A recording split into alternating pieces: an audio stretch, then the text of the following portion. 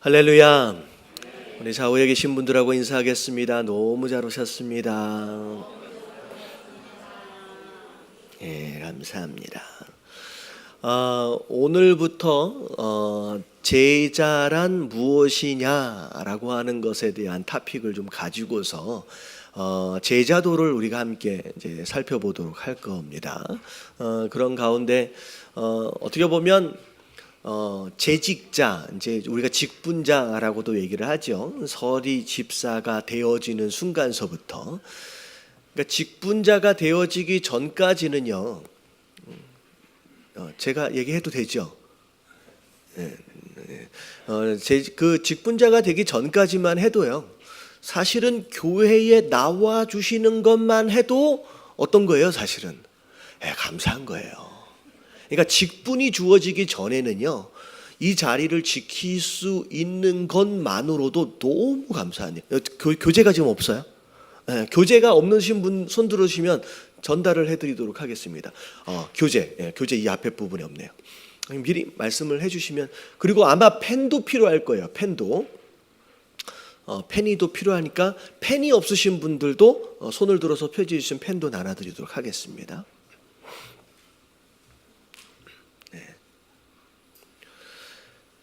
자, 됐죠? 그러니까 직분이 주어지기 전까지만 해도요, 교회 나와 주시는 것만 해도 정말 감사한 거예요. 근데 그건 이제 어린아이의 신앙. 근데 이제 직분을 받게 되는 순간서부터는 이제 어린아이예요? 아니에요.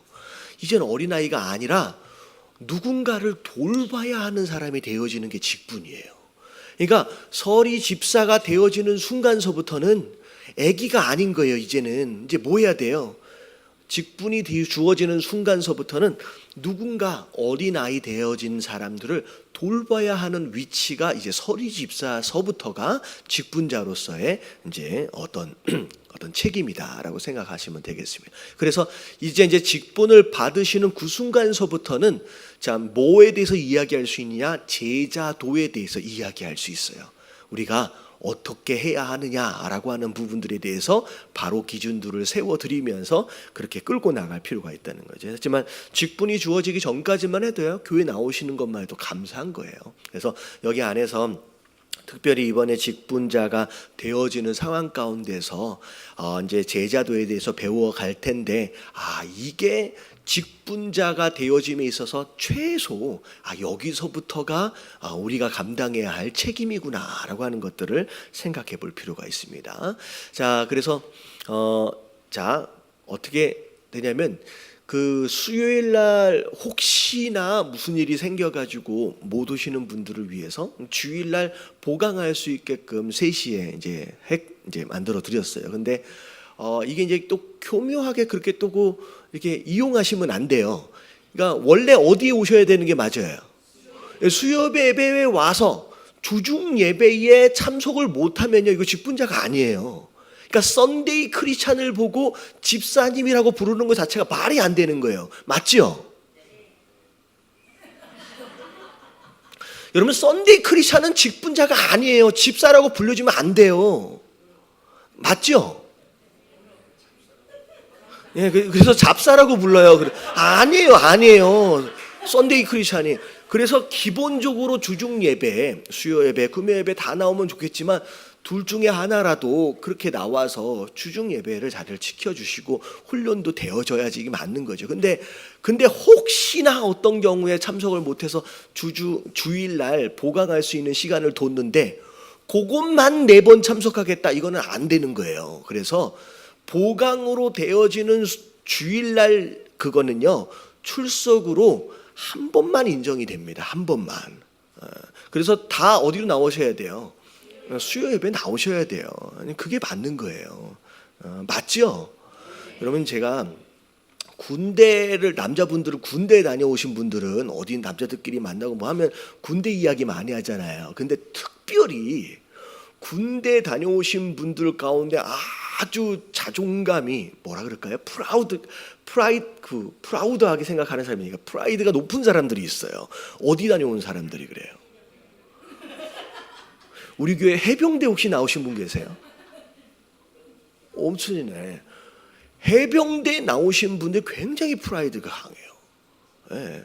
어디 뭐 군대 얘기는 그분들 앞에서는 하면 안 돼요. 진짜 군대는 어디다? 해병대다. 근데 그분들이 왜 거기에 대해서 프라이드를 갖는지 아세요? 여러분, 훈련이 이렇게 표현하면 빡세요. 그래서 프라이드가 있는 거예요. 저는 그렇게 생각해요. 아무나 받을 수 있는 집사, 아니 잡사라고 한다면 프라이드가 없어요. 우리 예담교회 집사는 그렇게 받아지는 게 아니에요. 할렐루야. 여러분, 그래서 내가 예담교회 직분자다라고 한다면 프라이드를 가질 수 있는, 그럼 그렇게 되면 좋을 것 같아요. 그래서 저는 제가 진짜 성도들 막 많이 모아가지고 대형교회 만들어 보려고 그러면 이런 시도 자체를 아예 안 해요. 무슨 얘기인지 아시겠죠? 느리게 가더라도, 작게 가더라도 어떻게 가는 게 맞아요? 바르게 가는 게 맞아요. 진짜 알곡들을 추스려서 제대로 세워서 기둥들을 세워야 그 기준을 가지고. 왜냐하면 우리 교회는요, 김포에 와서 온 지 얼마밖에 안 됐어요. 지금 2년 조금 넘었어요. 여러분, 이 상황에서 우리 교회는 아직 전통이 없어요. 아직 문화가 없어요. 근데 이상한 전통이 들어와도 안 되고요, 이상한 문화가 여기서 만들어지면 안 돼요. 말씀을 기준으로 바른 전통과 문화를 만들어 가야 한다라고 한다면, 여러분들 우리가 막 금방금방 몇백 명 되는 게 중요한 게 아니에요. 여러분, 깨달아지시길 주님의 이름으로 축원합니다. 그래서 우리 교회는 이번 올 한 해에는요, 양적 부흥은 제가 솔직히 그냥 포기했어요. 제가 주일 예배 설교도 조금 강하게 하잖아요. 양적 부흥은 일단 포기했어요. 이게 빨리 가는 거, 크게 가는 게 중요한 게 아니라 어떻게 가는 게 중요하다, 바르게 가는 게 중요하다라고 하는 거. 여러분, 그렇게 가시길 원하시는 분이 모인 줄로 믿습니다. 여러분, 주일 예배 설교가 여러분들 다른 교회에 비하면 어려운 편입니까? 쉬운 편입니까? 쉬워요? 쉬워요. 설명을 제가 잘해서 쉬운 거. 여러분, 내용으로 볼 때는요, 이게요, 쉬운 설교가 아니에요. 결탄코 그냥 앉아서 아멘 아멘 할 수 있는 설교가 아니에요. 얼마나 많은 고민과 얼마나 많은 결단들을 해야 할 설교인지를 보세요. 그러니까 우리 교회에 그렇게 그 말씀 좋다고 오셨잖아요. 그렇다라고 한다면 그냥 우물쭈물, 한국말도 생각이 안 나는데 대충 해가지고 할 생각으로 하려면 그냥 평신도로 남으시면 되고요. 그러면 정말로 직분을 가지고 이거 제대로 좀 해봐야 되겠다라고 여기시는 분들은 한번 해보시면, 제가 제 이름을 걸 수도 없겠지만, 유명한 사람도 아니지만 진짜 제 인생을 걸고 제대로 한번 해볼 생각이면요, 제가 진짜 제 인생을 걸고 제가 진짜 멋있게 한번 해볼 수 있을 것 같아요. 여러분들을 진짜 멋있게 제대로 세워드릴 수 있을 것 같아요. 할렐루야. 정말 하나님 앞에 가서 목사한테 인정받는 게 중요한 게 아니라 예수님 앞에 그래 잘했다, 충성된 종이다라고 다 인정받을 수 있도록 제가 그렇게 만들어드리고 싶어서 그렇게 하는 거예요. 할렐루야.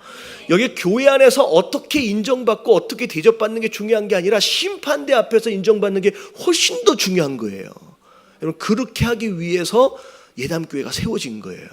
그러니까 그렇게 아시고 이렇게 꼼수 부리지 마시고 수요일날 오시길 주님의 이름으로 축원합니다. 그래서 주일날 이 메이크업을 하는 것은 몇 번만 가능하다? 한 번만 가능한 거예요. 한 번만. 그렇게 해가지고 하시면 돼요. 자, 오늘부터 제자란 무엇인가 라고서부터 시작을 해서 오늘 교재를 또 시작해 보도록 하겠습니다. 자, 밑에를 보면 제자란, 거기 한번 읽어볼게요. 시작. 제자란 간단히 말하면 배우는 자 또는 따르는 자입니다. 소크라테스에게도 제자가 있었고 세례 요한에게도 제자가 있었으며 간디에게도 제자가 있었습니다. 그러나 이것이 예수님께서 사용하셨던 제자라는 말의 모든 의미는 아닙니다. 그리스도의 제자가 된다는 것은 단지 사람을 지도자로 따르는 것과는 많은 차이가 있습니다. 그리스도께서 전 세계에서 단순히 따르는 것 이상으로 자기를 그리스도께 헌신한 제자들을 불러일으키기를 원하십니다. 자, 이 교재에서 마지막 부분을 보면 제자가 뭐냐라고 하는 부분에 있어서 앞에다가 조금 설명을 붙였어요. 자, 자기를 그리스도께 뭐하는 자들? 헌신하는 자들, 이게 이제 제자다라고 부르는데, 이 제자라고 했을 때 가장 중요한 두 단어를 앞에 첫 번째 줄에 이야기하고 있어요. 자, 두 가지를 얘기하고 있는데, 첫 번째는 뭐하는 자다? 배우는 자예요. 자, 예수님의 제자다라고 얘기한다면 누구로부터 배우는 자예요? 예수님으로부터 배우는 자예요. 여러분, 이 배운다라고 하는 것은 단순히 지식적인 것만을 의미하는 게 아니죠. 예수님의 생각, 예수님의 지식, 예수님의 삶, 예수님의 말, 예수님의 마음, 예수님의 모든 것들을 배운다라고 하는 거죠. 근데 배운다라고 하는 것은 무엇으로부터 시작되어지느냐? 어린 아이들을 가르칠 때 보면 아이들이 무엇을 통해 배우느냐? 선생님이나 부모님들이 하는 것을 뭐 하는 것부터 시작해요? 따라하는 것부터 시작하는 거예요. 아빠 해봐. 그러면 아빠라고, 아빠가 말하는 것을 따라하는 것으로 말을 배우기 시작하고요. 아빠가 행동하는 것을 따라하는 것부터 배우기 시작하는 거죠. 그래서 배운다라고 하는 것은 어떻게 이야기할 수 있느냐? 따라한다라고 하는 것으로 이야기할 수 있어요. 그래서 뒤에 또 뭐라고 또 나와 있어요? 따르는 자들이라고 또 이제 설명할 수 있다라는 것이죠. 그래서 우리가 예수님의 제자가 된다라고 하는 것은 배운다라고 하는 것과 그분의 모든 삶의 부분들을 따라가는 것이다라고 하는 두 가지로 일단 생각해 볼 수 있습니다. 자, 뒷장을 넘어가서 자, 제자에 대해서 예수님이 뭐라고 정의를 하셨는지, 예수님이 내 제자다라고 할 때의 정의를 여러 가지로 지금 설명을 하셨는데, 특별히 누가복음 14장 25절부터 33절까지를 보면, 자, 이제 일단 세 가지로 좀 설명을 하고 계세요. 자, 25절서부터 쭉 한번, 잠깐만요. 자, 25절부터 그냥 쭉 읽어보도록 하겠습니다. 다 같이 시작. 수많은 무리가 함께 갈새 예수께서 돌이키사 이르시되 무릇 내게 오는 자가 자기 부모와 처자와 형제와 자매와 더욱이 자기 목숨까지 미워하지 아니하면 능히 내 제자가 되지 못하고 누구든지 자기 십자가를 지고 나를 따르지 않는 자도 능히 내 제자가 되지 못하리라. 너희 중에 누가 망대를 세우고자 할진대 자기의 가진 것이 준공하기에 그제 족할는지 먼저 앉아 그 비용을 계산하지 아니하겠느냐. 그렇게 아니하여 그 기초만 쌓고 능히 이루지 못하면 보는 자가 다 비웃어 이르되 이 사람이 공사를 시작하고 능히 이루지 못하였다 하리라. 또 어떤 임금이 다른 임금과 싸우러 갈 때에 먼저 앉아 1만 명으로서 저 2만 명을 거느리고 오는 자를 대적할 수 있을까 헤아리지 아니하겠느냐. 만일 못할 터이면 그가 아직 멀리 있을 때에 사신을 보내어 화친을 청할지니라. 이와 같이 너희 중에 누구든지 자기의 모든 소유를 버리지 아니하면 능히 내 제자가 되지 못하리라. 자, 이 말씀이 예수님이 제자가 어떤 사람이냐라고 하는 거에 대한 정의를 몇 가지로 내리고 계시는데, 자, 26절을 보면, 자, 26절에 자, 제자의 특성 첫 번째를 이야기하고 있어요. 자, 뭐라고 나와 있어요? 자, 물은 내게 오는 자가 자기 부모와 처자와 형제와 자매와 더욱이 자기 목숨까지 뭐하지 아니하면 미워하네. 이게 되게, 이게 이제 헬라어로 쓰여지면서 이게 독특한 문화적 특성이에요. 미워하라는 거예요. 심지어 누구까지도 부모와 처자와 형제와 자매와 심지어 자기 목숨까지도 미워하라고 이야기하는데, 이게 이제 번역이 이렇게 되어져서 지금 오해 살만 하지만 사실은 이제 마태복음에 보면 이것을 한국식으로 바꿔서 설명을 해 놓았습니다. 뭐라고 나왔냐면 누군지 예수님보다 부모나 처자나 형제나 자매나 자기 목숨을 더 사랑하면 안 된다라는 표현으로. 그러니까 미워하면이라고 써져 있는데 원래 이제 한국식 이제 표현으로 하면 자, 누굴 가장 사랑해야 된다는 거예요. 부모도 아니라는 거예요. 자기 자식도 가족도 아니라는 거예요. 예수 그리스도가 내가 사랑하는 것에 뭐 있어야 돼요? 최우선에 있어야 된다라고 하는 거죠. 자, 하나님보다 예수님보다 더 사랑하는 것이 딱 생기는 순간 그것이 뭐가 되어지는 거예요? 그게 우상이 되어지는 거예요. 그러니까 내가 부모를 사랑해야 사랑해야지요. 그리고 자녀도 사랑해야지요. 형제도 사랑해야 되지만 누구보다 더 사랑하면 안 돼요. 하나님보다 예수 그리스도보다 더 사랑하면 안 된다라고 이야기하는 거. 그 우선순위, 사랑에 대한 우선순위가 첫 번째 정의에 나와 있다라고 하는 것이죠. 여러분 이거는 이제 제가 얘기하는 게 아니에요. 누가 말씀하시고 계시는 거예요? 예수님이 이렇게 말씀하고 계시는 거예요. 자, 제가 그렇게 전에 한번 질문을 드린 적이 있어요. 가족을 사랑하는 거, 예수님을 사랑하는 거, 여러분 뭘 더 사랑해야 돼요? 예수님을 더 사랑해야 돼요. 예수님을 더 사랑해야 하는 이유는 가족이 사랑할 만한 그런 가치가 안 되어져서가 아니에요. 여러분 정말로 가족을 사랑한다면 예수 그리스도를 더 사랑하시길 주님의 이름으로 축원합니다. 여러분 이게 진짜 가족을 사랑하는 거예요. 여러분 이게 우선순위가 딱 바뀌는 순간, 여러분 가족이 우상이 되어지는 순간, 여러분 그것은 온전하게 가족 사랑으로 가지 못하게 되는 거예요. 그래서 가족이 덜 중요하기 때문이 아니라 가족이 너무 중요하기 때문에 누굴 더 사랑하라? 예수 그리스도를 더 사랑하라는 얘기예요. 이해가 될 것도 같지만 안 되기도 하잖아요. 근데 중요한 건 뭐예요? 진짜 가족을 사랑한다라고 한다면 누굴 더 사랑해라? 예수 그리스도를 더 사랑하십시오. 그러면 이 가족이 진짜 사랑하게 되어질 수 있다라고 하는 거예요.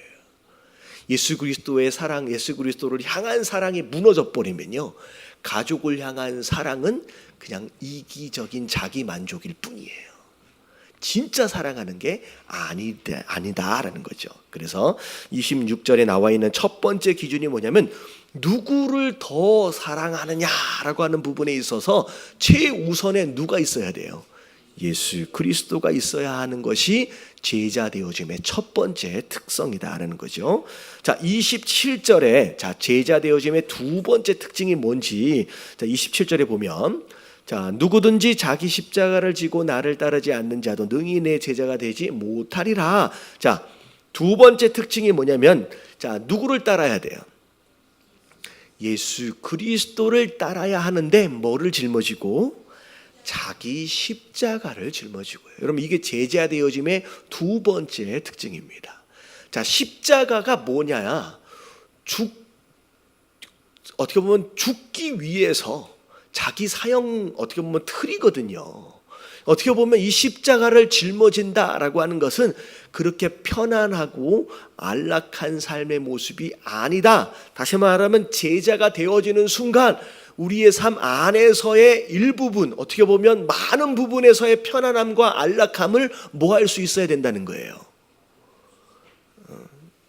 같이 좀 얘기 좀 해주세요. 뭐 할 수 있어야 돼요? 포기할 수 있어야 된다는 거예요. 다시 말하면 직분을 갖는다라고 하는 거고, 제자가 되어진다라고 하는 것은 더 편해지겠다는 거예요? 아니면 오히려 더 불편해질 것을 각오한다는 거예요? 여러분 오히려 불편해질 것을 각오한다라고 하는 것이 제자 되어짐의 두 번째 기준이에요. 특별히 십자가라고 이야기할 수 있는 것 자체는 뭐까지도 내려놓을 수 있는 결단이냐? 목숨까지도라고 하는 게 전제라는 거죠.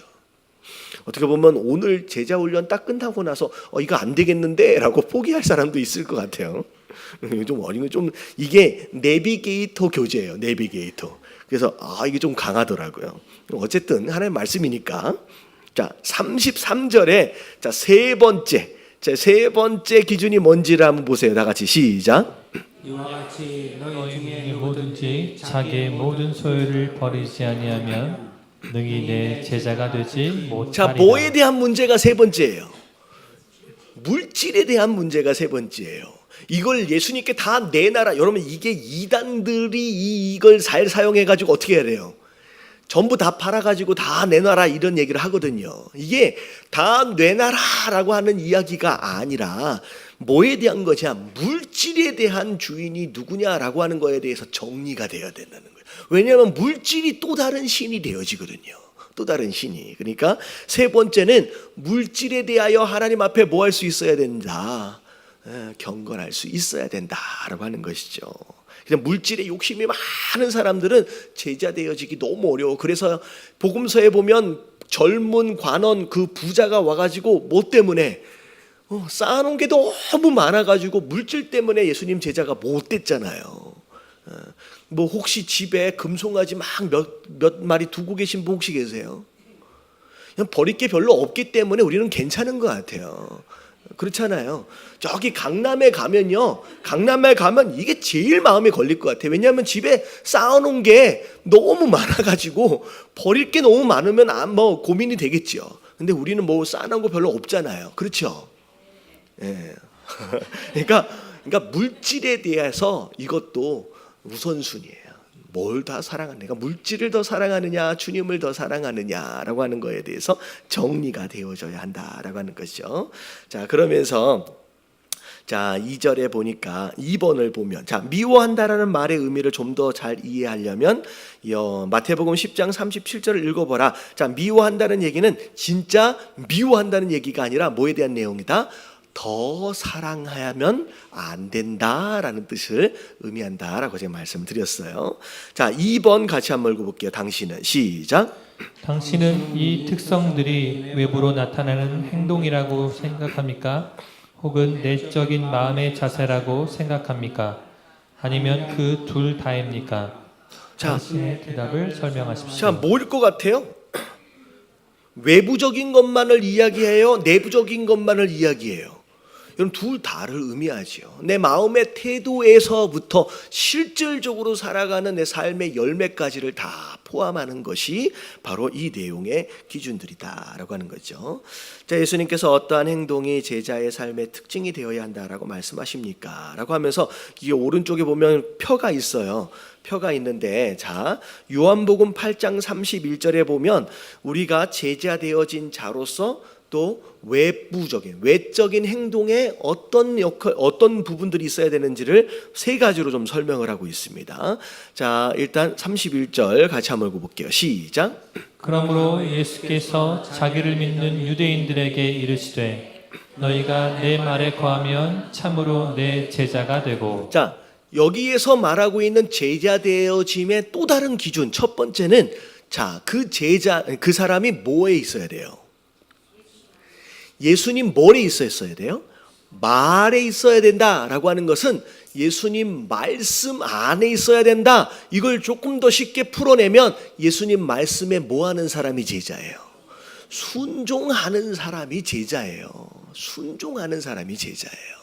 그래서 밑에 오른쪽에 보면 참조 구절에 보면 이런 이 동일한 말씀이 하나가 있어요. 요한복음 15장에 보면 나는 포도나무요 너희는 가지니라고 얘기하면서 너희가 내 안에 거하고, 그다음에 뭐라고 나왔냐면 내 말이 네 안에 거하면 뭐 한다 그랬어요?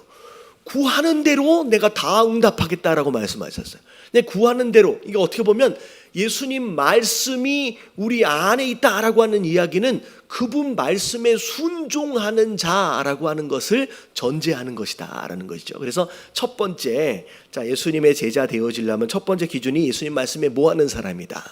순종하는 사람이다라고 하는 거죠. 자, 두 번째 기준이 뭔지를 보세요. 자, 요한복음 13장 34절 35절 다 같이 시작. 새 계명을 너희에게 주노니 서로 사랑하라. 내가 너희를 사랑한 것 같이 너희도 서로 사랑하라. 너희가 서로 사랑하면 이로써 모든 사람이 너희가 내 제자인 줄 알리라. 두 번째 기준이 뭐냐면 우리가 서로 뭐 하는 것이 사랑하는 거예요. 우리가 서로 사랑하는 것이 제자 되어짐의 두 번째 기준이라는 거죠. 여러분, 우리가 서로 사랑해야 되는데 앞에 보세요. 부모와 처자와 형제와 자매를 진짜 어떻게 보면 헌식자처럼 무시하고 미워하라는 얘기가 아니잖아요. 정말로 어떻게 보면 더 사랑해야 되는데 누구보다는 안 돼요. 예수님보다 더 사랑하면 안 돼요. 그게 기준이 정해져 있어요.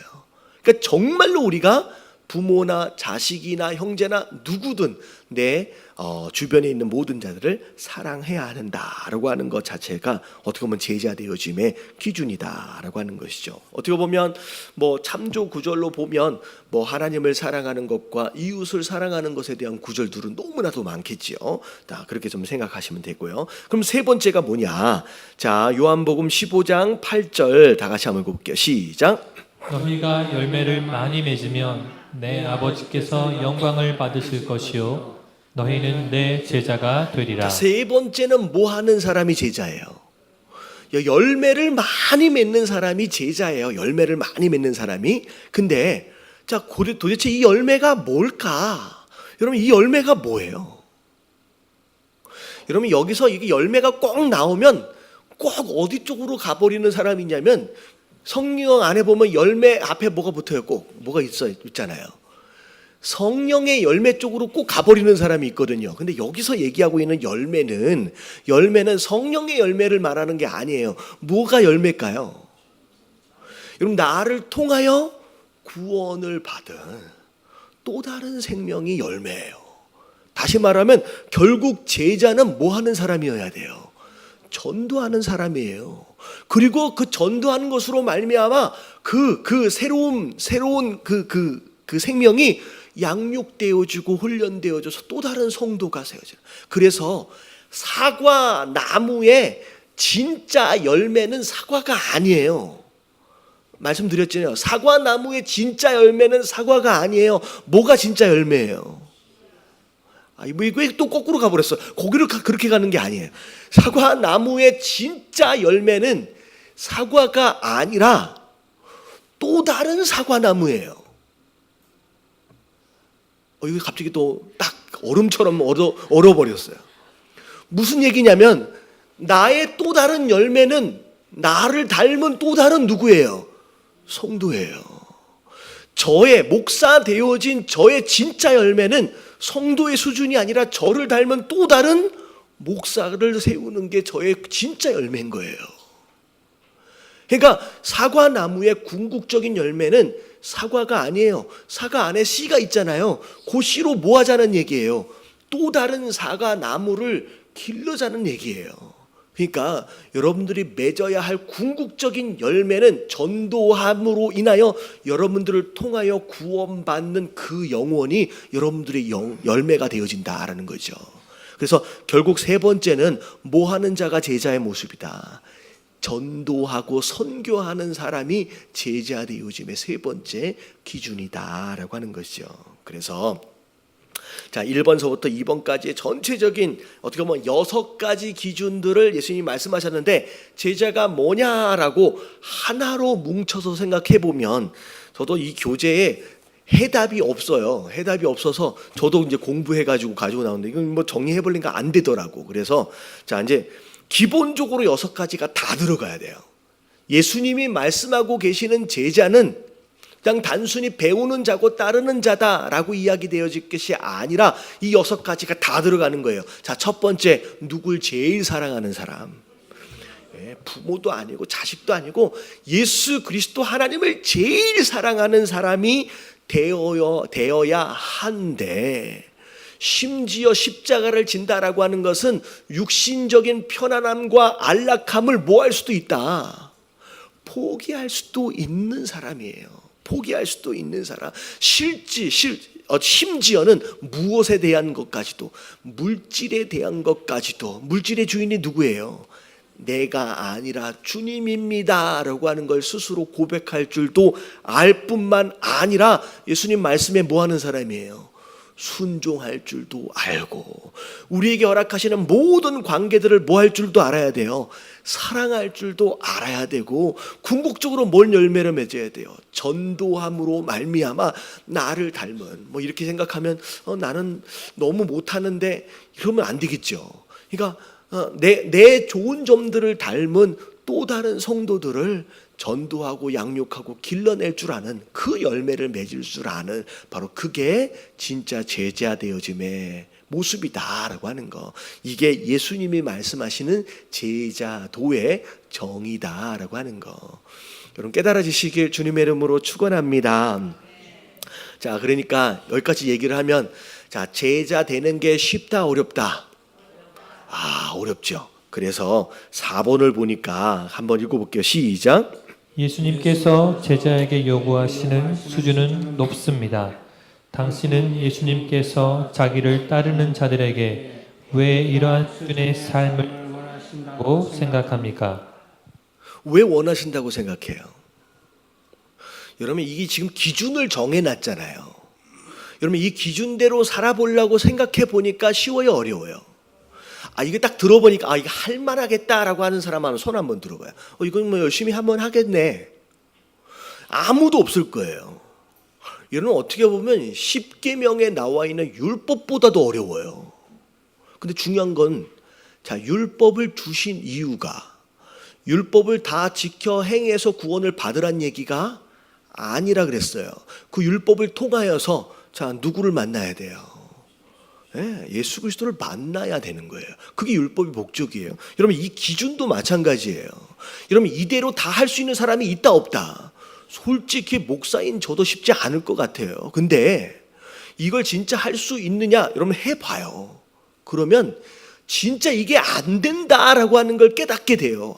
이게 안 되는구나. 내 힘으로 안 된다는 거, 안 되는 거구나. 그러면 그걸 아는 사람은 누굴 붙잡게 돼요? 예수 그리스도를 붙잡게 돼요. 율법을 주신 이유, 어떻게 보면 이런 기준을 두신 이유는 이대로 다 할 수 있기 때문이 아니라 해보는 과정을 통하여 우리가 겸손해지는 거예요. 내 힘으로 이 제자가 되는 게 아니구나. 내 능력대로 내 제자가 될 수 있는 게 아니구나. 그래서 우리 신앙이 점점 낮아짐으로 누구에게 나아가는 거예요? 예수님에게.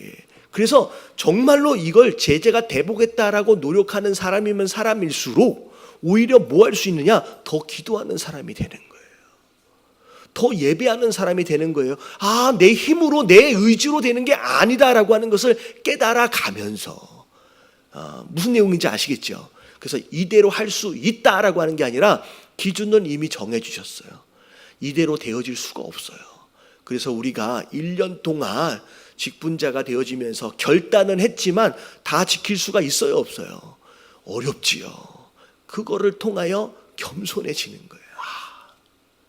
자격이 없는 자인데 그러면서 더 기도하는 거예요. 하나님 도와달라고, 하나님 붙들어 달라고. 그래서 오히려 내가 의지로 결단한 것으로 말미암아 내가 집사다워지는 게 아니라 오히려 겸손히 기도하고 예수 그리스도를 붙드는 그것으로 인하여 내가 뭐다워지는 거예요? 집사다워지는 상황들이 되어지는 거예요. 여러분, 이번 올해 한동안은 이런 부족함을 인정하는 가운데 더 기도하시고 매달리시는 저와 여러분들 되시길 주님의 이름으로 축원합니다. 자, 무슨 내용인지 아시겠죠? 약간 부담이 조금 덜어졌어요. 자, 첫 번째, 자, 제자가 뭐냐? 그러면 1번서부터 볼게요. 자, 제자는 뭐 하는 자가 제자예요? 배우는 자. 일단은 배우는 사람이 제자예요. 자, 예수님께서는 거기 한번 읽어볼게요. 시작. 예수님께서는 일생 동안 배우셨던 분입니다. 우리는 성전에서 듣기도 하시고 질문도 하시는 예수님의 어린 시절의 모습을 볼 수 있습니다. 예수님께서는 공생의 기간 중 제자들에게 무화과 나무를 보고 배우라고 말씀하셨습니다. 히브리서 기자는 이 땅에서의 예수님의 삶에 관하여 그가 아들이시라도 받으신 고난으로 순종함을 배워서라고 말했습니다. 자, 심지어 순종하는 것에 대하여 예수님이 뭐 하셨대요? 배우셨대요. 그러니까 예수님도 이제 이 글에 의하면 예수님도 어렸을 때부터 꾸준히 그 모든 것들을 배워 가셨다라고 하는. 더군다나 이제 우리 예수님의 제자 되어진 우리도 마땅히 배워가야 하는 게 맞다는 거죠. 그래서 우리는 예수님 부르시는 그날까지 배우는 걸 멈추면 안 되는 거예요. 목사가 되었든 뭐가 되었든 장로가 되었든 상관이 없이 죽을 때까지 계속 배워가야 돼요. 배우는 것을 멈추면 그때부터 변질되어지기 시작하는 거예요. 자, 어떤 태도로 배우는 자의 특징이 되어야 하느냐, 어떤 태도가 배우는 자의 특징이 되어야 하느냐. 자, 중요한 거 이제 잠언 12장 1절 말씀 같이 한번 읽어볼게요. 시작. 훈계를 좋아하는 자는 지식을 좋아하거니와 징계를 싫어하는 자는 짐승과 같으니라. 자, 지식을 좋아한다, 배우길 원하느냐? 그러면 뭘 좋아하래요? 훈계를 좋아하래요. 잘한다 격려해주고 칭찬받는 것도 굉장히 좋을 수 있지만 진짜 우리가 좀 변하고 더 성장하길 원한다라고 한다면 좀 뭐라 그랬어요? 마음이 아플 수 있지만 모두 받아야 된다는 거예요. 훈계를 받아야 된다는 거예요. 근데 이 사실은 훈계 받는 것에 익숙하지가 않지요. 이것을 되게 마음이 어려워합니다. 심지어는 주의 종들도 마찬가지예요. 그렇죠. 칭찬하고 격려하고 잘한다라고 한다면 막 좋아해요. 근데 이걸 왜 이렇게 했습니까? 라고 한다 얼굴빛이 딱 변해. 그러니까 이런 거는 이제 훈계 받는 것을 불편해하기 시작한다라고 한다면 배우기 쉽지가 않다는 거죠. 자, 잠언 4장 13절 다 같이 시작. 훈계를 굳게 잡아 놓치지 말고 지키라. 이것이 내 생명이니라. 네, 오히려 싫은 소리가 오히려 나를 더 성숙하게 만듭니다. 그래서 여러분들 오히려 더 성장하고 배우길 원하신다라고 한다면 싫은 소리도 어떻게 보면 들을 수 있어야 된다라고 하는 것이죠. 자, 그리고 나서 이제 그게 이제 중요한 특징이고, 자, 6번에 보면 자, 누구에게로부터 우리가 배울 수 있느냐? 자, 잠언 4장 1절 말씀 다 같이 시작. 아들들아, 아비의 훈계를 들으며 명철을 얻기에 주의하라. 자, 우리가 누구로부터 배울 수 있어요? 아비라고 나와 있는데 이제 부모님으로부터 우리가 배울 수 있죠. 자, 그리고 잠언 27장 17절 보면 자, 다 같이 시작. 철이 철을 날카롭게 하는 것 같이 사람이 그의 친구의 얼굴을 빛나게 하느니라. 자, 심지어 누구로부터도 배울 수 있어요. 예, 친구로부터도 배울 수 있어요. 같은 레벨의 같은 성도들끼리, 심지어 철이 철을 날카롭게 한다라고 한다면 철하고 가만히 있으면 이게 서로 날카롭게 할 수 없죠. 이게 뭐 하는 순간 날카로워져요. 예, 부딪히는 거죠. 이거 어떻게 보면 여기서 말하건 쉽게 이야기하면 친구일 수도 있지만 가까운 사람들 가운데 자꾸 나랑 뭐 하는 사람, 나랑 자꾸 부딪히는 사람이 어떻게 보면 그 사람으로부터 내가 배울 수도 있다라고 하는 거죠. 그래서 어떻게 보면 뭐 같은 레벨이라고 하면 애매하겠지만 다윗이 사실은 누구로부터 많이 배웠을 것 같으냐? 사실 사울과 부딪히면서 많은 것을 깨닫고 배우게 되는 거예요. 그래서 다윗의 시편을 읽어보면 사울이 잘못 걸어간 그 길을 보면서 우리 한국 속담에 그런 속담 있잖아요. 타산지석이라고. 무슨 뜻이에요? 남의 산에 있는 돌멩이 보고도 뭐 할 수 있다는 거예요? 배울 수 있다는 거예요. 전혀 상관이 없는데 근데 거기에서도 배울 수 있다라고 하는 거. 그러니까 남이 어떻게 살았느냐라고 하는 거, 심지어 나를 괴롭게 했던 바로 그 사람의 삶을 통하여서도 내가 이렇게 하면 안 되지라고 스스로 굉장히 많은 것들을 배우게 되는 거죠. 그래서 친구 또는 나랑 부딪히고 있는 바로 그 사람일 수 있다는 거죠. 자, 마태복음 11장 29절. 자, 거기 한번 읽어볼게요. 시작. 나는 마음이 온유하고 겸손하니 나의 멍에를 메고 내게 배우라. 그리하면 너희 마음이 쉼을 얻으리니. 자, 이 앞에 28절에 나와 있는 내용이 수고하고 무거운 짐진 자들이잖아요.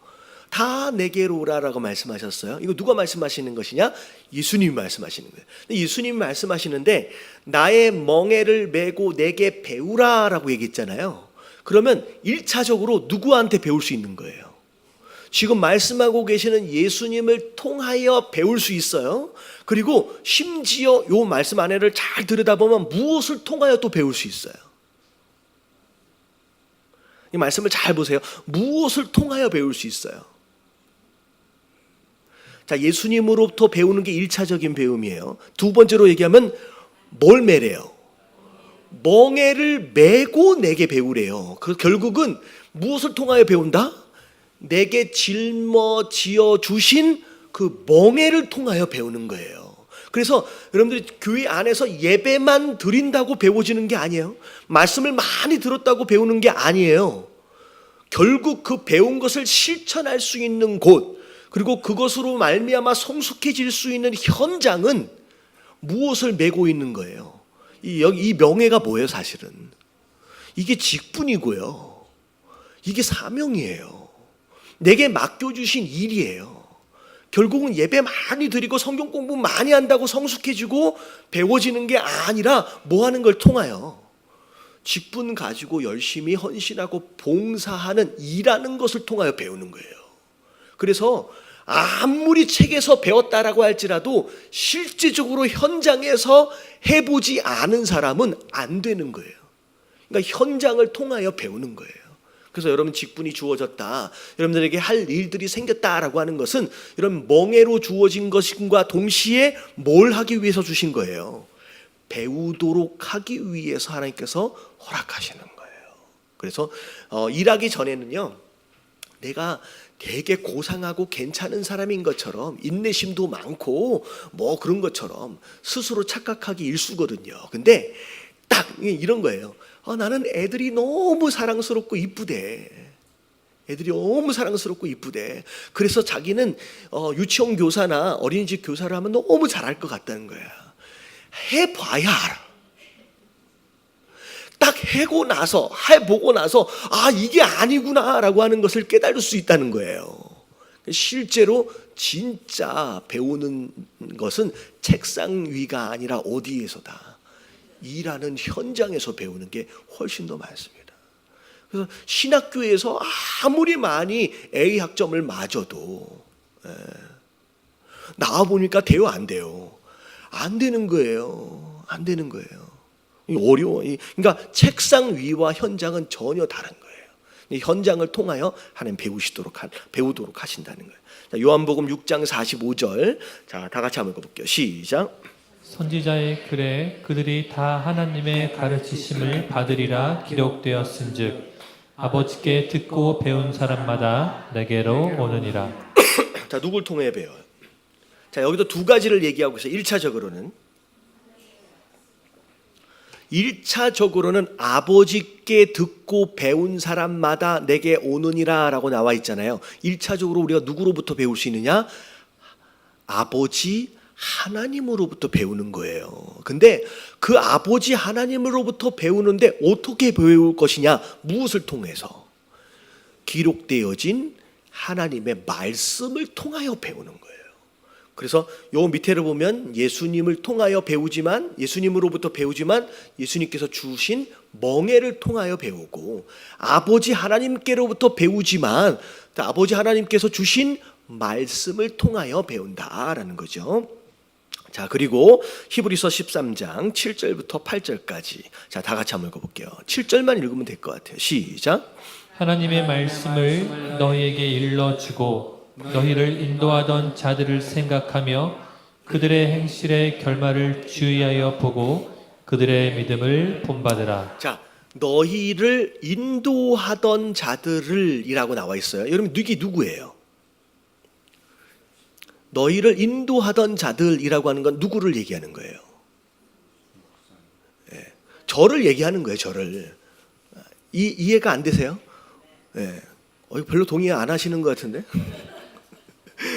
너희에게 하나님의 말씀을 일러주고 있는 너희를 인도하는 자다라고 하는 건 목사를 의미하는 거예요. 교회 안에 세우신 목사, 전도사, 이렇게 사역자들을 의미하는 겁니다. 자, 근데 그 사람들에 대해서 생각하는데 두 가지를 생각하래요. 자, 첫 번째는 그들의 행실의 결말을 주의하여 보라라고 하는 이 표현은, 자, 인도하는 목사가 모두가 다 완벽할 수가 있어요, 없어요? 완벽할 수가 없어요. 그러니까 주의하여 보라라고 하는 것은 지금 제대로 말씀을 가르치고 제대로 인도해 가고 있는지 주의하여 보라는 거예요. 왜냐하면 잘못된 길로 인도하고 있다라고 하는 거예요. 엄한 이야기를 하고 있고 잘못된 가르침을 주고 있다라고 한다면 그 사람한테 가르침을 받으면 돼요, 안 돼요? 안 되죠. 그러면 큰일 나죠. 그러니까 어떻게 인도하고 있는지를 주의해야 돼요. 저희 지금 하나님 말씀을 지금 이야기하고 있는지를 잘 봐야 된다는 거예요. 하지만 제대로 가르치고 있다라고 한다면 뭐 하래요? 보고 그들의 믿음을 본받으래요. 배우라라고 얘기하는 거죠. 그래서 예수님, 하나님 어떻게 보면 말씀 이 부분은 어떻게 보면 변하지 않는 진리이기 때문에 완전히 신뢰하는 가운데 순종하고 복종해야 가지만 인간 되어진 지도자, 목사일 경우에는 부족함이 있을 수밖에 없지만 항상 뭐 해야 돼요? 조심해야 돼요. 항상 말씀을 기준으로 제대로 가르치고 있는지 아닌지를 분별해야 돼요. 하지만 가르치고 있다라고 한다면 그 다음부터 뭐 해야 돼요? 배워야 한다라고 하는 거죠. 심지어 본받아라라고까지 이야기를 합니다. 그래서 마지막에는 자, 누구를 통하여서도 우리가 배울 수 있다. 목사를 통하여서도 배울 수 있다는 겁니다. 자, 그리고 7번을 볼게요. 바울은 고린도 교인들에게 무엇을 하라고 권면하고 있는지, 자, 고린도전서 14장 20절 말씀 시작. 형제들아, 지혜에는 아이가 되지 말고 악에는 어린아이가 되라. 지혜에는 장성한 사람이 되라. 자, 두 종류의 사람이 등장을 하는데 어린아이와 같은 사람과 장성한 사람이 있어요. 자, 장성한 사람은 무엇에든지 능숙하죠. 근데 어린아이는 서투는 거예요. 근데 우리가 서툴어도 되는 부분이 있어요. 자, 뭐에서는? 죄 짓는 것에서는 우리가 서툴어도 괜찮아요. 여기에 능숙하면 안 되겠죠. 네. 그러니까 악에 대해서는 몰라도 된다는 거예요. 능숙하지 않아도 된다는 거예요. 신경 쓸 거 없다는 거예요. 하지만 뭐에 대해서는? 지혜에 대해서는 장성한 사람이 되어야 한다. 거기에 대해서는 능숙하라는 거예요. 특별히 이 지혜라고 하는 것은 하나님 말씀이겠죠. 이 하나님 말씀에 대해서는 장성한 자가 되어야 한다라고 하는 것은 여러분 이제 교회를 다니고 세례도 받고 1년 이상, 2년 이상 이렇게 하다 보면 이제는 뭐 해야 될 만한 하느냐? 말씀을 관심 있게 보고 배우고 그 말씀에 대하여 뭐 할 줄도 알아야 돼요. 네, 능숙해질 필요가 있다라고 하는 거예요. 어린 아이처럼 맨날 아는 것만 아는 그런 거 말고 그래 배워야 된다는 얘기죠. 그래서 자 밑에 설명 좀 읽어볼게요. 새로운 태도를 시작. 새로운 태도를 개발하고 새로운 기술을 습득하고 새로운 관계를 형성하고 발견하고 도전하고 탐험하고 개선하고 새롭게 하는 일련의 활동. 간단히 말해서 배움은 예수님께서 약속해 주신 풍성한 삶을 살게 해줍니다. 자, 여기 줄 쳐주세요. 배운다라고 하는 것은 곧 뭘 약속하는 거예요? 하나님께서 약속해 주신 풍성한 삶을 살게 하신다는 거예요. 그러니까 배워야, 그러니까 구원은 받았어요. 하지만 배워서 성장하는 것이 있어야 우리에게 말씀을 통하여 약속하신 것들이 누려진다는 거죠. 누려지지 않는 이유는 뭐 하지 않고 있기 때문에 배우지 않기. 그러니까 모르기 때문에 못 누리는 거예요. 그래서 뭐라고 말씀하세요? 우리 내 백성이 망하는 이유가 뭐래요? 지식이 없어. 배우지 않아서 망한다라고 말씀하시는 거예요. 자, 그래서 자, 내가 온 것은 거기 읽어볼게요. 시작. 내가 온 것은 양으로 생명을 얻게 하고 더 풍성히 얻게 하려는 것이라. 만일 배우고 있지 않다면 당신은 살아있는 것이 아닙니다. 삶이란 곧 배움인 것입니다. 자, 예수님이 온 이유가 생명을 얻게 하는 것만이 아니라는 거예요. 구원만 받으면 끝이 아니라는 거죠. 구원을 받고 난 뒤에 약속하신 그 풍성한 축복들을 누려야 되는데 그걸 누릴 수 있으려면 뭐 해야 된다? 배워야 한다는 거죠. 그래서 마지막에 보면 삶이란 곧 배우는 것이다. 어떻게 보면 배우는 걸 멈춰버리면 뭐가 되는 거예요? 죽는 것이나 다름이 없다라고 하는 거죠. 그냥 죽기 전까지는 우리가 뭐 해야 돼요? 끊임없이 배워가야 한다라고 하는 것이죠. 자, 잠언 11장 14절 한번 읽어볼게요. 다 같이 시작. 지략이 없으면 백성이 망하여도 지략이 많으면 평안을 누리느니라. 자, 교훈을 받는 것은 왜 당신에게 중요하느냐? 자, 배우지 않으면 백성이 어떻게 된다는 거예요? 망해간다는 거예요. 근데 배워서 지략이 생기면 뭐가 찾아온다? 평안함이 찾아온다는 거예요. 배우면. 자, 그래서 첫 번째 내용이, 자, 제자는 뭐 하는 사람이다? 죽을 때까지 뭐 하는 사람이어야 돼요? 배워야 하는 사람이에요. 자, 그래서 자, 배움에 대해서 첫 번째 이야기를 했는데, 자, 뒤에를 보면 잠언 24장 30절부터 34절까지를 보면 지혜가 없는 자, 다시 말하면 배우는 걸 포기한 사람이 어떤 문제들이 일어나는지를 좀 설명을 하고 있어요. 자, 잠언 24장 30절부터 34절까지 없어요? 되게 중요한데? 어떻게 하죠? 자, 누구 한 사람 찾아서 읽어보아 주시면 좋을 것 같아요. 잠언 24장 30절.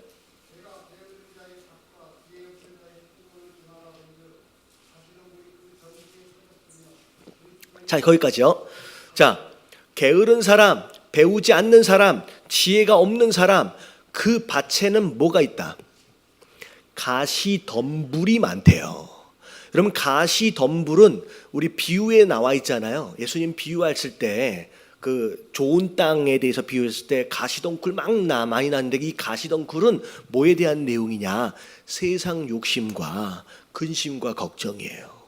그러니까 다시 말하면 지혜가 없이 배움을 포기한 사람의 삶에는 뭐가 우거지게 되냐? 가시덩굴. 다시 말하면 욕심뿐만 아니라 근심과 걱정과 염려가 끊어지지 않는 그런 삶이 바로 가시덩굴과 같은 바로 그런 삶이에요.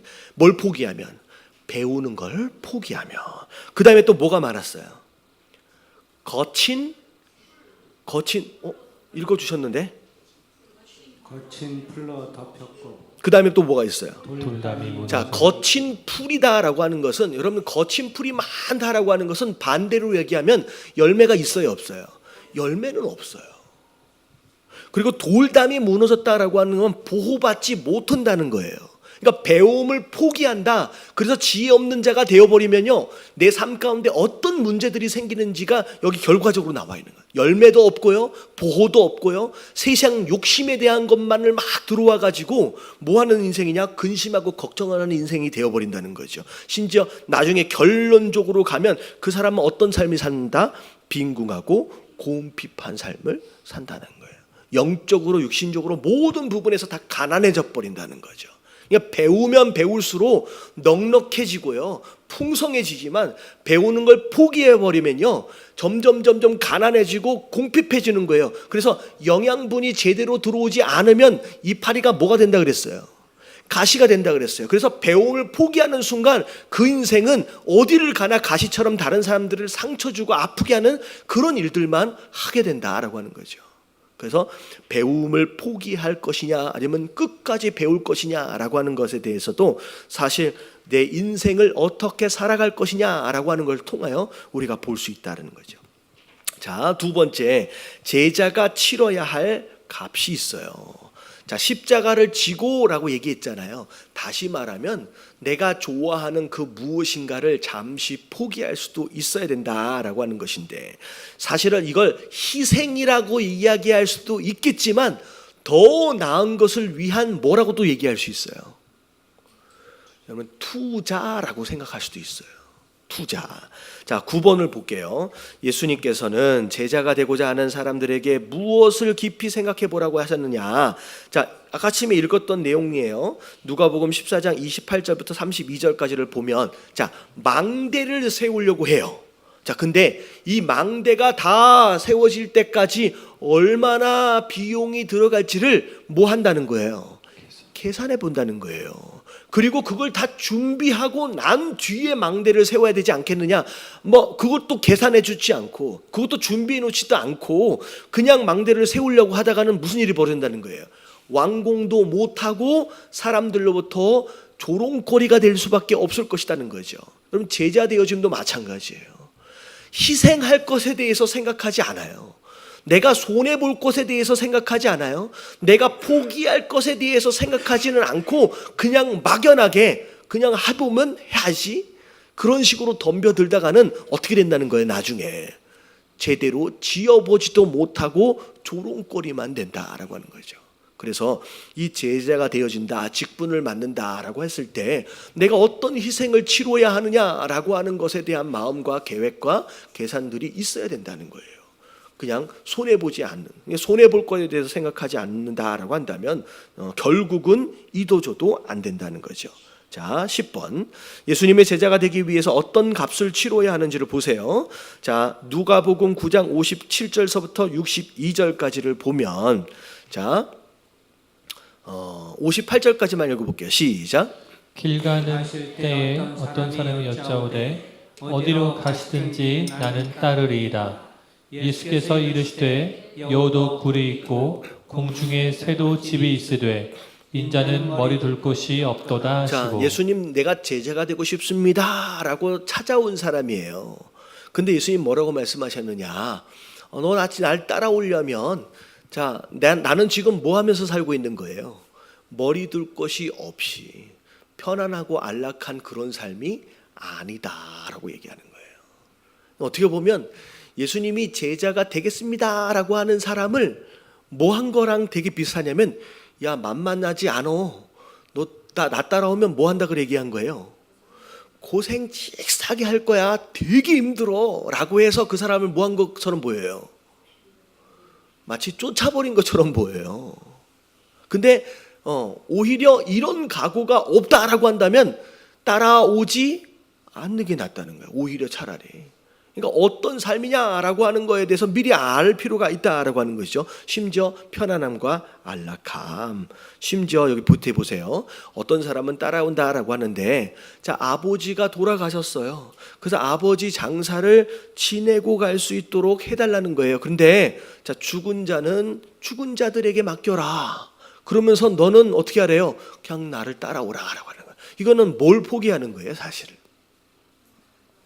아까 처음에 이야기했던 어떻게 보면 아버지를 장사 지낸다라고 하는 것은 이미 아버지는 어떻게 된 상태예요?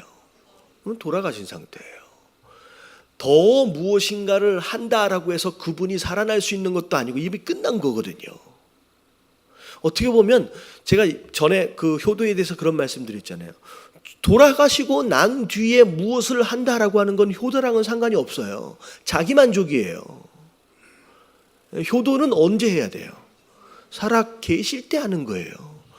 거창하게 장사를 치러주고 거창하게 장례를 치러주는 것 자체는 살아있는 자기만족이죠. 자기만족이에요. 이건 효도가 아니에요. 어르신들한테 한번 물어보세요. 돌아가신 다음에 장례를 의리의리하게 해주는 걸 원하는지 아니면 지금 한마디라도 효도하기 원하는지, 언제 받고 싶으세요? 지금 받고 싶으신 거예요. 돌아가시고 난 되면 아무것도 아닌 거예요. 이거는 자기만족이에요. 자기만족이에요. 진짜.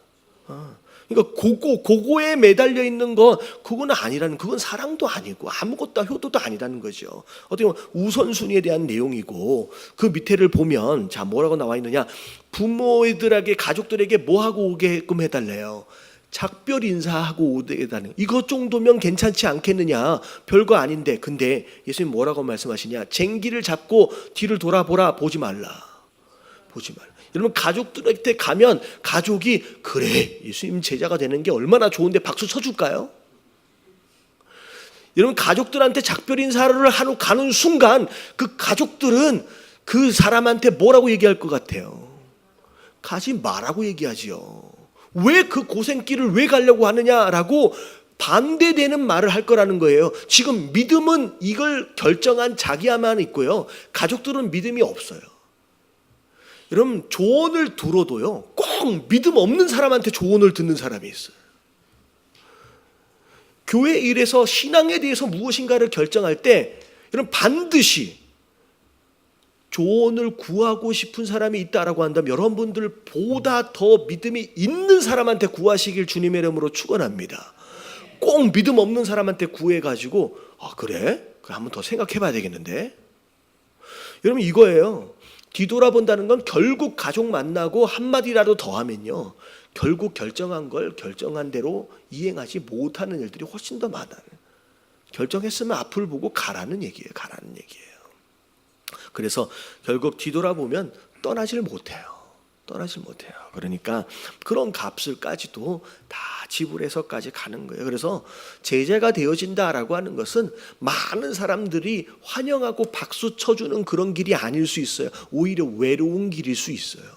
인정받지 못하는 길일 수가 있다라고 하는 것이죠. 자, 로마서 12장 1절서부터 2절까지를 보면 산제사의 의미가 나옵니다. 자, 보면 1절만 같이 한번 읽어볼게요. 시작. 그러므로 형제들아 내가 너희 하나님의 모든 자비하심으로 너희를 권하노니 너희 몸을 하나님이 기뻐하시는 거룩한 산 제물로 드리라. 이는 너희가 드릴 영적 예배니라. 이런 거룩한 산 제물이라고 하는 것에서 가장 중요한 의미는 뭐냐면 여러분 이것은 우리의 삶 전반적인 것들을 다 포함하는 거예요. 그냥 교회에 나와 있는 이 시간만이 예배가 아니라 하나님 정말 받으시길 원하시는 예배는 우리의 삶 전체다라는 이야기인데 그걸 제물이라고 이야기하신 이유는 뭐냐면 결국 뭐 한다는 얘기냐? 죽는다는 얘기고 어떻게 보면 포기한다는 얘기고 희생한다는 얘기예요. 제자가 되어진다라고 하는 것은 희생의 값을 치르는 거예요. 내가 손해를 보는 거예요. 내 시간적으로 내 건강에 대해서도 내 물질적으로 내가 희생한다는 것을 의미한다라고 하는 것이죠. 자, 그게 바로 산제물의 의미입니다. 자, 11번으로 볼게요. 누가복음 9장 23절서부터 26절까지를 보면 자, 첫 번째 자기를 부인한다라는 뜻이 있어요. 자, 무슨 뜻이라고 생각해요? 자기를 부인한다. 나를 내려놓는다는 거잖아요. 나라고 하는 것은 내가 품은 뜻도 있을 수 있고 내가 세워놓은 계획도 있을 수 있고요. 내가 좋아하는 내 취향이 있을 수 있고요. 내 감정이 있을 수 있고요. 내 경험이 있을 수 있고요. 내가 나름대로 가지고 있는 지식과 지혜가 있을 수 있어요. 내 의지도 있을 수 있어요. 내 감정도 있을 수가 있어요. 근데 중요한 건 뭐냐면 자기를 부인하라는 것은 그 모든 것들을 하나님 앞에서 뭐 한다는 거예요? 내려놓는다는 거예요. 내 계획도, 내 의지도, 내 취향도, 내 감정도. 그래서 내가 지금 기분이 나쁘다고 해가지고 내가 못하겠는데요 라고 하면 종이 아니죠. 내가 뭘 느끼든지는 상관이 없어요. 내가 뭘 느끼는 거라는 상관이 없이 그걸 내가 자기를 부인한다라고 하는 것을 의미합니다. 자, 두 번째 날마다 자기 십자가를 진다라고 하는 것이 무슨 뜻이라 그랬어요? 날마다 십자가는 주신 사명인데 희생을 의미한다라고 했잖아요. 정해진 그 날만이 아니라 매일매일 그 희생을 치른다라고 하는 걸 의미하고 자 3번 어떻게 하면 당신의 목숨을 구원할 수 있을까? 자 여기 보면 어디 나오냐면 24절 말씀 한번 읽어볼게요. 시작. 누구든지 제 목숨을 구원하고자 하면 잃을 것이요 누구든지 나를 위하여 제 목숨을 잃으면 구원하리라. 네. 잘 살아보려고 하면 오히려 거꾸로 어떻게 된대요? 그 목숨을 잃어버린대요. 오히려 차라리 뭐 하는 게 나아요? 잘 죽으려고 하면 오히려 생명을 얻는다라는 거죠. 그래서 여기 밑에 짐 엘리엇이라고 하는 사람이 이런 명언을 했대요. 한번 읽어볼게요. 시작. 잃어버려서는 안 되는 것을 얻기 위하여. 자, 뭘 얻는 거예요? 절대 우리가 잃어버려서는 안 되는 것이 뭘까요? 이게 영생이거든요. 이게 영생이잖아요. 이게 구원이에요. 그것을 위해서 자, 그다음 시작. 간직할 수 없는 것을 자, 뭐가 간직할 수 없는 거예요? 영원히 내 것 삼을 수 없는 게 있어요. 이 땅에서 잠깐 누리는 이 심지어 뭘까지를 의미하느냐? 목숨까지도 의미하는 거예요. 영원히 내 것 삼을 수 없는 것을 포기하는 것은 결코 어리석은 자가 아니다. 반대로 이야기하면 진짜 지혜로운 것은 잠깐 누리는 요것을 딱 포기하는 것으로 정말로 얻어야 할 그 가치를 영원히 소유하는 것이 진짜 지혜로운 사람이다 라는 거예요. 그래서 여러분들 이게 영적인 세계, 여러분 그 세계를 진짜 믿는다라고 한다면 여러분 이 원리가 깨달아지는 거예요. 근데 저 어떻게 보면 이 땅 이후의 삶에 대해서 믿지 않는 사람이 되게 많아요. 교회 안에. 여러분 그걸 믿지 않으면요, 요 내용은 절대 깨달아지지가 않아요. 이 땅의 삶, 이후의 삶, 진짜 믿으면. 자, 그래서 진짜 얻어야 할, 잃어버려서는 안 되는 그것을 얻기 위해 잠깐 누리게 되는 요 땅에 요것을 포기하는 거. 그럼 이건 어리석은 게 아니라 오히려 지혜로운 것이다는 거죠. 자, 밑에 또 이제 세뮤얼 이게 사무엘인 것 같아요. 사무엘. 슈메이커. 이 사람도 뭐라고 얘기했는지 한번 볼게요. 시작. 그리스도 안에서 자신을 나타내 보여주신 하나님께 우리 자신을 헌신할 때, 즉 우리가 하나님에 대해 깨달은 만큼 우리 자신을 하나님께 드릴 때 진정한 믿음은 시작됩니다. 자, 이게 되게 길어가지고 되게 어렵게 써져 있는데 여러분 이런 얘기예요. 내가 하나님에 대하여 깨달은 것만큼 뭐 할 수 있다? 헌신이 되는 거예요. 그러니까 내가 하나님에 대하여 영적인 것에 대하여 깨달은 것만큼 헌신은 되어지게 됐어요. 다시 말하면 헌신하는 정도를 보면, 헌신은 그러니까 결국 깨달은 것만큼 드릴 수 있는 것인데, 헌신의 정도를 보면 깨달음의 수준을 아는 거예요. 깨달음의 수준이 곧 헌신의 정도예요. 근데 곧 깨달음이 곧 믿음의 수준이 되어지는 거예요. 그러니까 복음서에 나오는 제자들의 모습을 보면요, 깨달음의 한계가 있어요. 그러니까 두려움 가운데 자기 목숨 살아보려고 예수님 잡히시던 말 다 도망가 버리잖아요. 근데 성령의 충만이 임하고 그런 가운데 깨달아지니까 목숨이 죽음이 두렵지가 않는 거예요. 어마어마하게 헌신해 내거든요. 그러니까 결국은 깨달음의 수준이 헌신의 정도를 가늠하는 거예요. 깨달은 것만큼 헌신할 수밖에 없다라고 하는 것이죠. 그래서 이 위에 얘기한 것처럼 천국에 대해서 믿어지지가 않으면요, 헌신을 할 수 있어요, 없어요? 절대 헌신할 수 없어요. 천국이 믿어지지가 않으면요, 절대 손해 볼 수 없어요. 왜냐하면 이 땅의 삶이 그 사람한테는 전부기 때문에. 그러니까 교회를 다니는 목적도 이 땅에서 뭐 하기 위해서예요? 잘 살기 위해서예요. 우리 가족 잘 되기 위해서예요. 천국이 믿어지지가 않으면 절대 이 땅에서 손해보지 못한다라고 하는 것이죠. 자, 세 번째. 자, 그 다음에 제자 되어짐의 세 번째가 뭐냐면 근면과 훈련입니다. 이게 내 사라고 나와 있네. 자, 위에 한번 읽어볼게요. 선결되고 시작. 선결되고 헌신적이고 전심전력하는 자라도 훈련이 되지 않으면 거의 가치가 없습니다. 여러분, 훈련되어지지 않는 상태에서 열정만 있고 열심만 있는 사람이 있어요. 여러분, 이런 사람은요, 같이 있으면 무슨 일이 벌어지냐면요, 큰일 나는 거예요. 큰일 나는 거예요. 그러면 너무 좋은 엔진이 차에 딱 부착이 됐어요.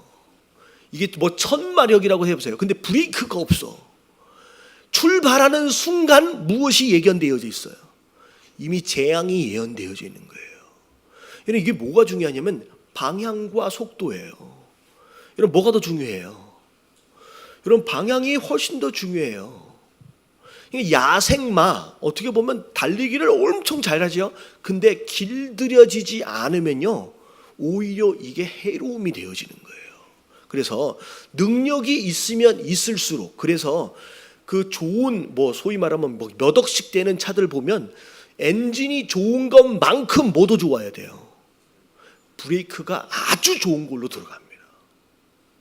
그러니까 일반 차량에 들어가는 몇십만 원짜리 브레이크가 아니에요.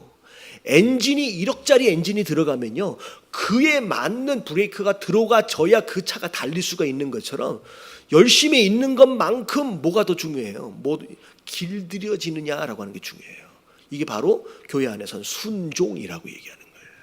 순종이 안 되고 열심만 있으면요, 이게 바로 브레이크가 없는 수폭하고요, 길들여지지 않는 야생마예요.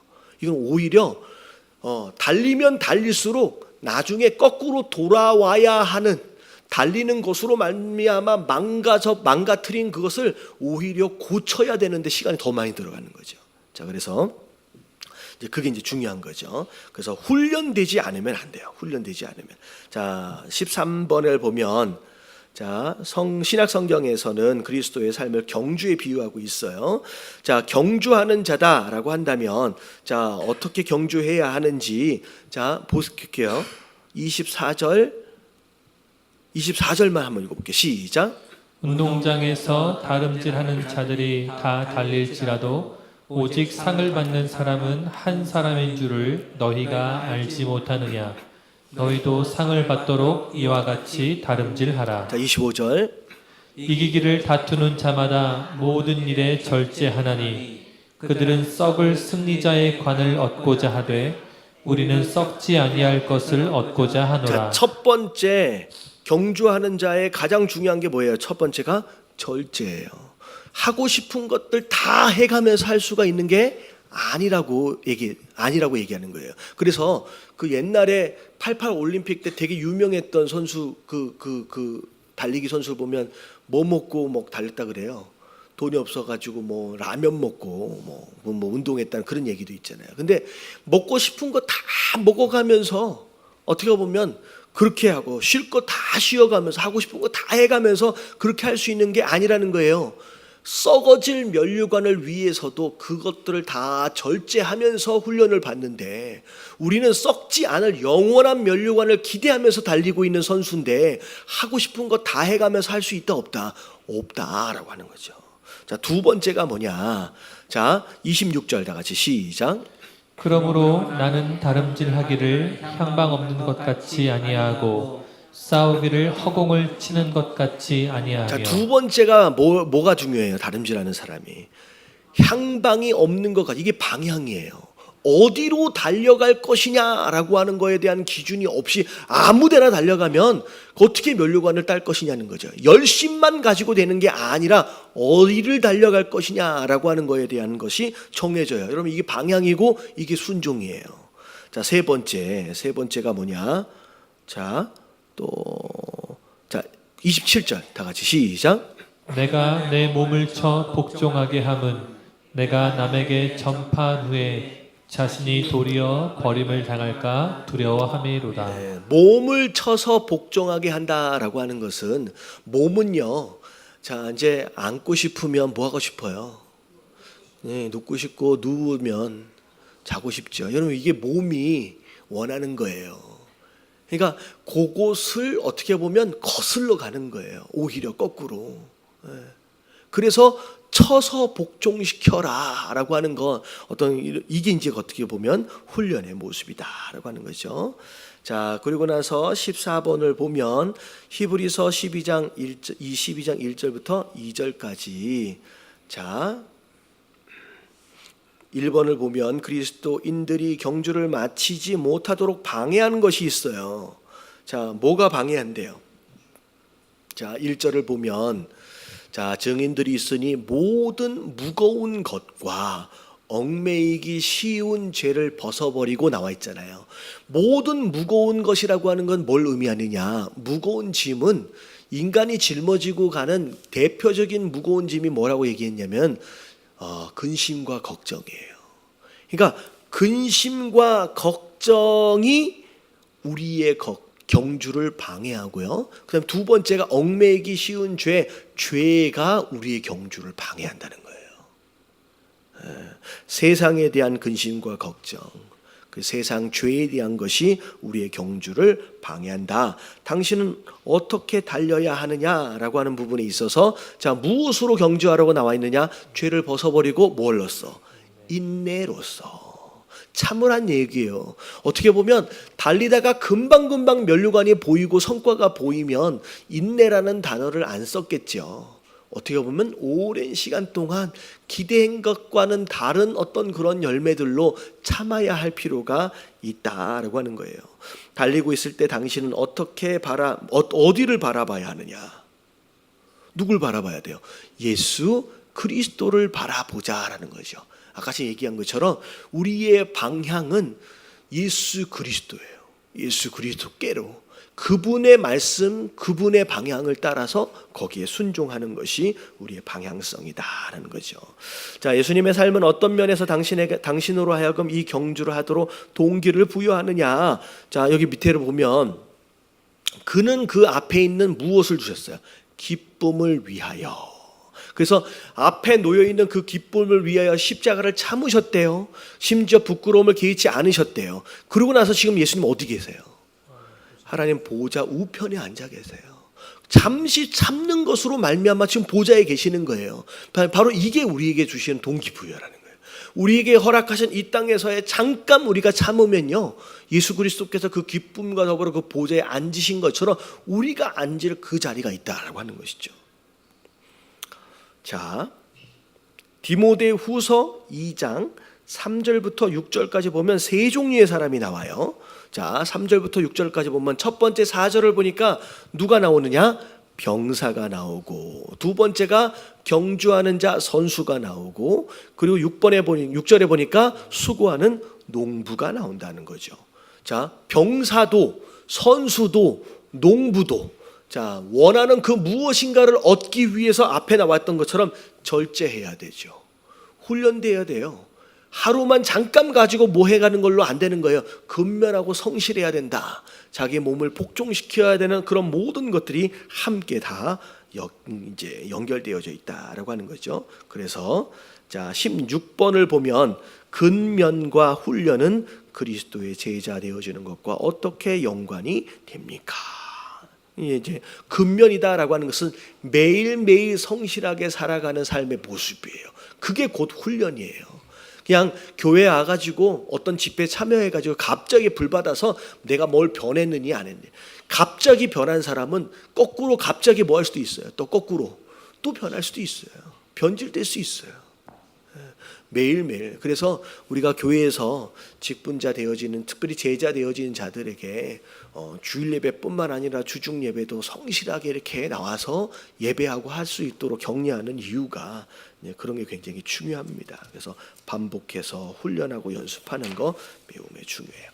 자, 맨 뒷장을 이제 간단하게 정리를 하면 될 것 같아요. 자, 이 훈련의 과정이 사실은 이제 네 가지로 나눠지는데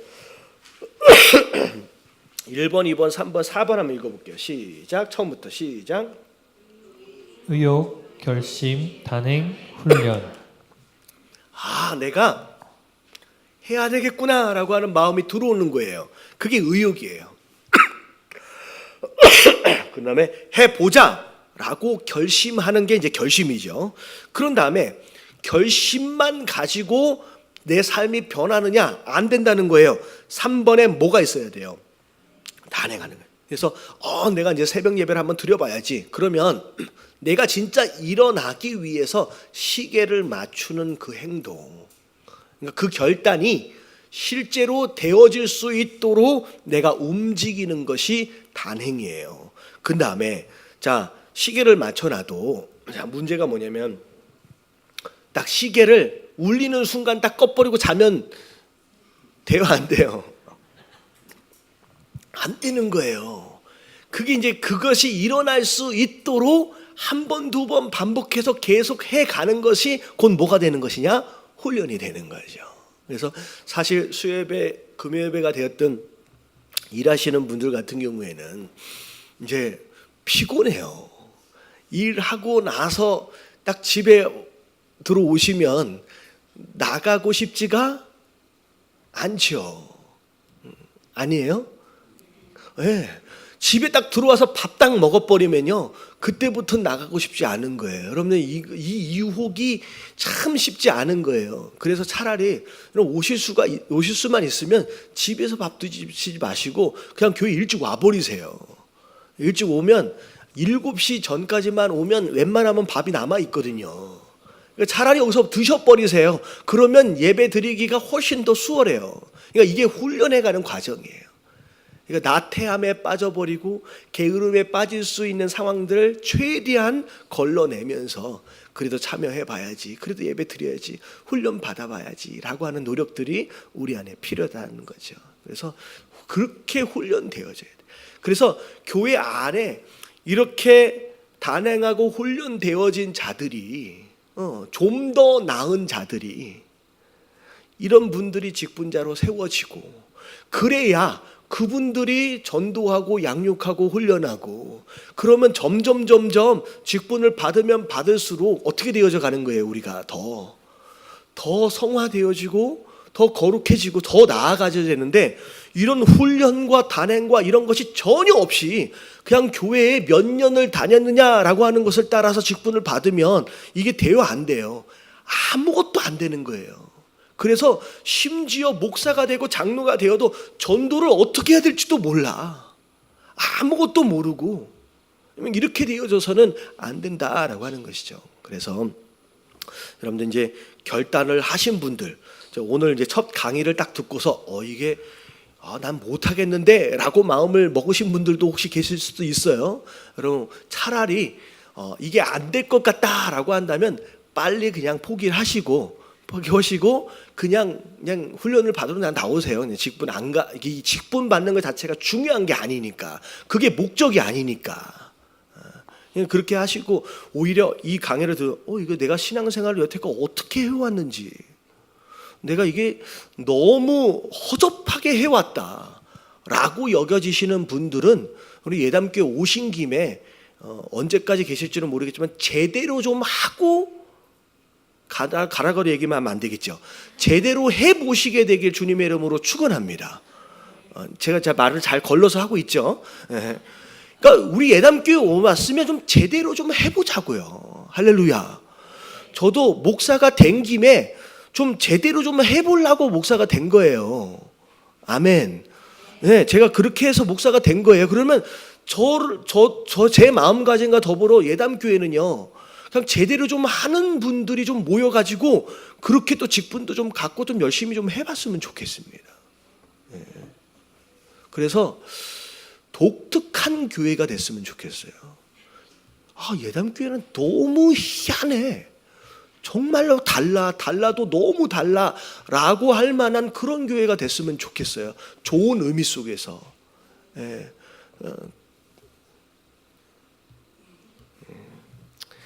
옆에 계신 분들에게 인사 좀 해보세요. 잘해봅시다. 그래서 이게 이제 제자 되어짐의 정의와 더불어서 이제 다시 한번 정리를 한 거예요. 그래서 이제 4주 동안 이런 내용 비슷하게 해가지고 그 다음에 이제 재직자가 이제 제자 되어짐이 그럼 어떻게 되어질 것이냐라고 하는 과정들을 4주 동안 소소하게 또 강의해서 전 이제 말씀드릴 테니까 이렇게 하시고, 오늘 들어보시니까 어려워요? 내용은 어렵지 않지요. 내용은 어렵지 않은데 해 보려고 하니까 어려울 것 같아요. 근데 이게 기준이에요. 그래서 여러분들 이게 정말로 기준이 높은 것만큼 우리가 더 겸손하게 또 기도하면서 그렇게 하면 진짜 우리가 예수님을 닮아가게 되지 않을까. 그래서 진짜 열매 맺는 성도가 되지 않을까라는 기대를 하게 됩니다. 자, 오늘 시간이 많이 지나서 제가 결단으로 마지막 기도하고 마무리하도록 하겠습니다.